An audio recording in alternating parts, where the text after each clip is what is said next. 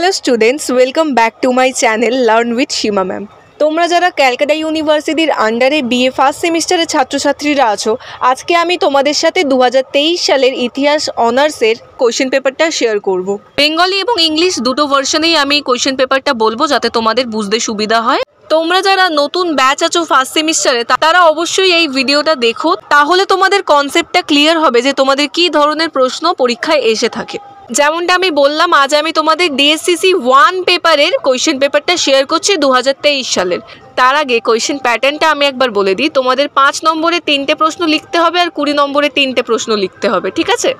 দেখো, এবার ফার্স্ট প্রশ্ন যেটা রয়েছে, একের ক দেখো, প্রাচীন ভারতীয় ইতিহাসের উপাদান হিসাবে প্রশস্তির গুরুত্ব আলোচনা করো।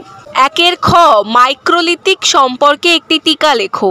একের গ, মেহেরগড় সংস্কৃতি সম্পর্কে কি জানো। একের ঘ, হরপ্পার ধর্ম সম্পর্কে একটি টিকা লেখো। আরও একটি গুরুত্বপূর্ণ কথা তোমাদেরকে নেক্সট প্রশ্নে যাওয়ার আগে বলে রাখি, আমি কিন্তু তোমাদের অনলাইন এবং অফলাইন ক্লাস করিয়ে থাকি।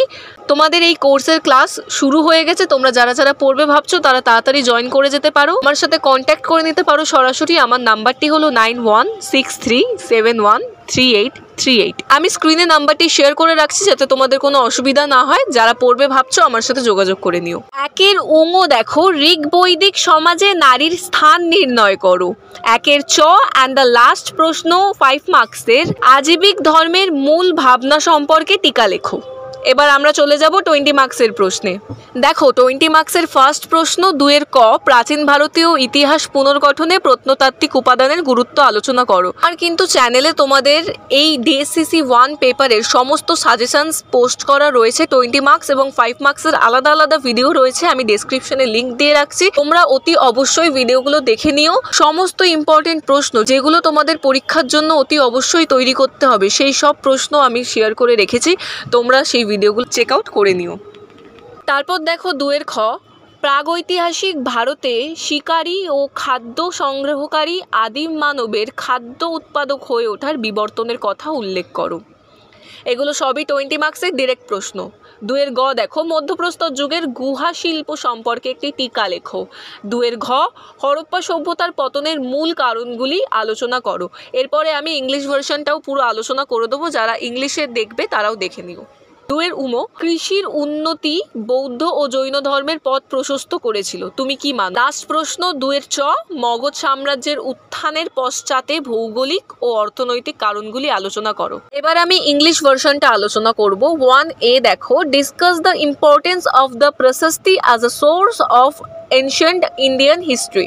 1b, write a note on microlith. এবার চলে আসবো next, what do you know about Mehrgarh culture. এগুলো সবই 5 মার্কসের প্রশ্ন।